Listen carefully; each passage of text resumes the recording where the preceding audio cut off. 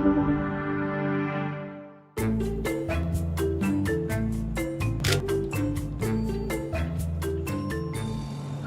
Chris Hadfield here on the International Space Station inside the cupola. I hope you've been enjoying all the pictures we've been taking. It's not Instagram, it's Spaceogram. Let me show you how we take these pictures. We orbit 400 kilometers above the Earth, so if you want to get a good detailed picture of something, you need a long lens. I have one velcroed to the wall. This is the big one, 400 millimeters of many pieces of glass so we can focus on what's going on in the world. 3 important things when you take a picture from space: focus, frame, and fire.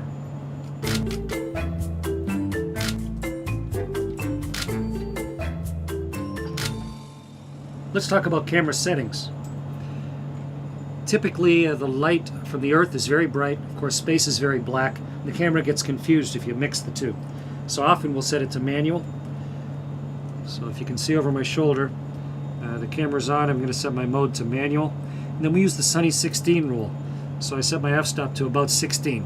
So I've got manual, 16. You can choose your ISO based on just how bright it is, but typically about 200 works fine with the sunny 16 rule.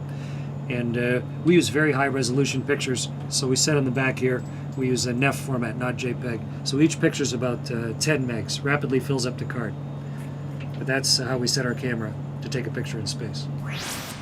One of the most striking parts of the world is the Sahara. Huge, barren, colorful rock, no vegetation covering it up. You can see all the textures and varying shades of the world.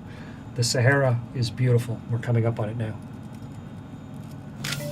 This beautiful little clouds just on the coast, the brown and blue of Africa.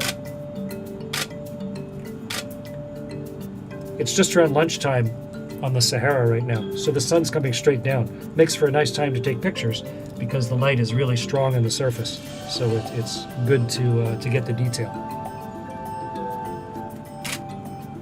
Something I really look for are edges and borders and changes. And the Sahara has those where you go from one ancient style of rock to another, or where the dunes of the desert have stopped in one area and started in another. So they almost make straight lines and weird textures. Looks like skin or hide. And I often look for those from space.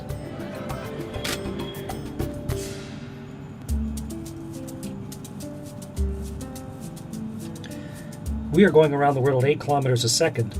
The sun and the Earth are sort of in a fixed geometry, but we're moving. So the angle between us and the sun and the Earth is changing, and therefore the reflection of the sunlight changes. So we get a sun glint off the surface, and you can see water on the surface so nicely in the sun glint. You pick out rivers and lakes and ponds. You can follow a whole river as the sun glints along it.